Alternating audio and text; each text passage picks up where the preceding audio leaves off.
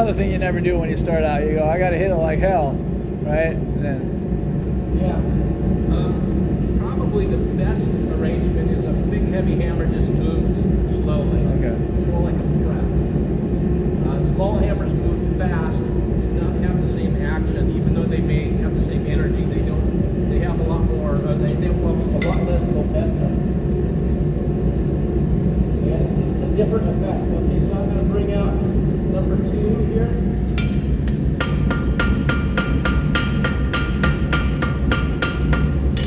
Okay, a little bit more borax on. Also going to just straighten that out a little bit.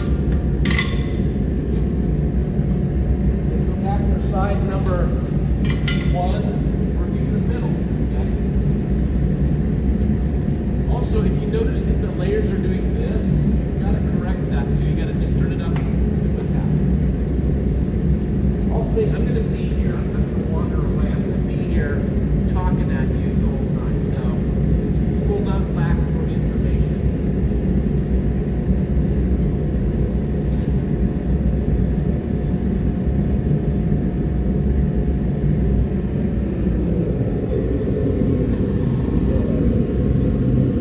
There's more oxide on the surface because we've had it out of the fire. It's beginning to form some details we can actually concentrate on.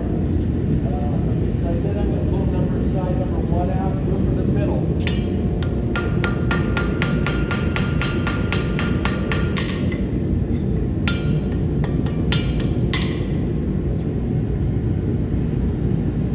Now my piece is starting to get a little bit warm in the handle, so probably going to want to cool it down after this heat. Just going to drop it in the water? I'm going to grab it, the hot part with tongs, and cool the handle off, and then dry the handle off. Yeah. So now we're doing side number 2 up, middle section. So you're looking for like a yellow-white color? Yeah, whitish yellow, yeah. Yeah. Side number 2 up, middle section. Here we go.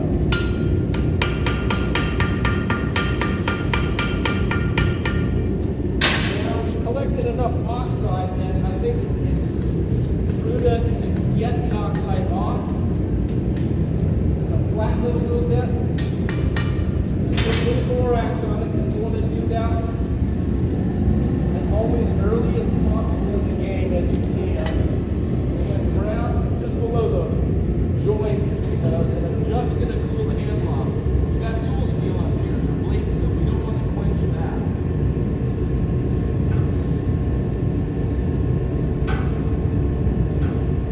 Now, I don't want to grab that. I get wet gloves, grab a hot piece of steel, and I'll steam the shit out of my hands. That would be a terrible thing to do to yourself. I've done that too. Yeah. So cool them off. Don't start the rag on fire with them. Ha!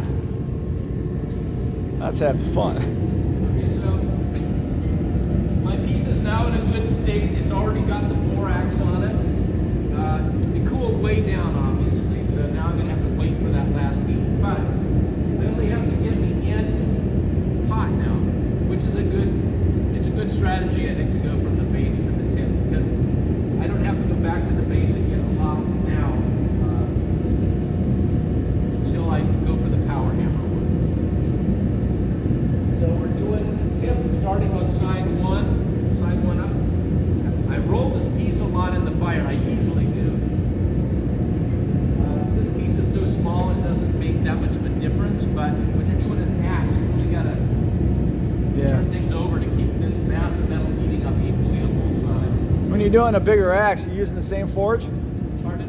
When you're doing an axe, one of your big axes, are you using that same forge or one of your bigger ones? I always use the Coke forge for that.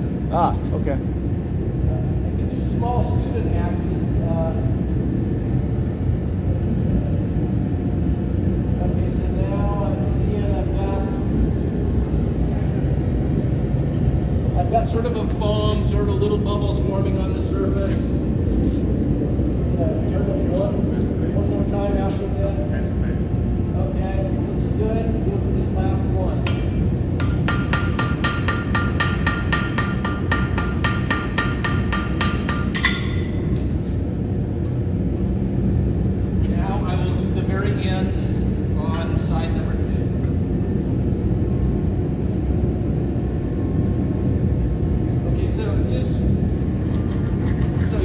guy in Norway isn't going to hammer this thing 6 times. He's going to do this in like kind of like 1 to 2 heats, and then he's done it hundreds and hundreds of times and just get good at it.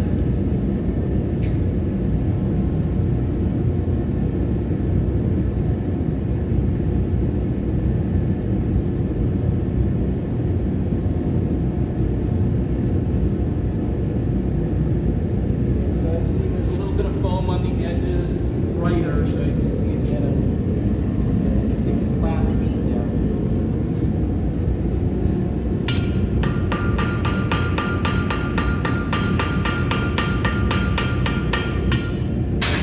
Down, brush it.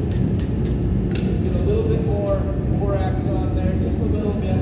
Technically speaking, see the way the borax goes on with that funny pattern? See those funny effects? They look a little green compared to the other,